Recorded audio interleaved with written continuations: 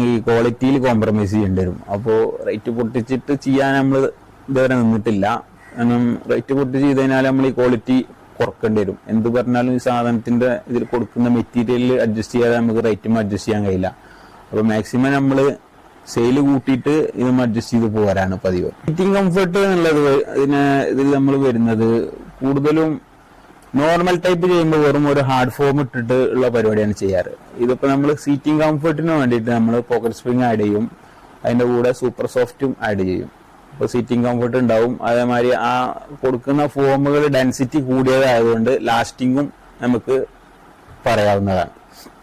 കൂടുതലും ഇതിൽ കംപ്ലൈന്റ് വരുന്നത് ഏത് സോഫ റേഞ്ചിൽ വരുന്ന സാധനത്തിനും കംപ്ലൈന്റ് വരുന്നത് സീറ്റിങ്ങിലാണ്. അപ്പൊ സീറ്റിങ് താഴെ പോയിട്ട് ഇരിക്കാൻ പറ്റാത്തൊരവസ്ഥയിലേക്ക് വരുന്ന സംഭവങ്ങൾ അതിനാണ് നമ്മൾ കൂടുതൽ ഇമ്പോർട്ടൻ്റ് ആയിട്ട് വർക്കിൽ കൊടുത്ത് വരാറുള്ളത്.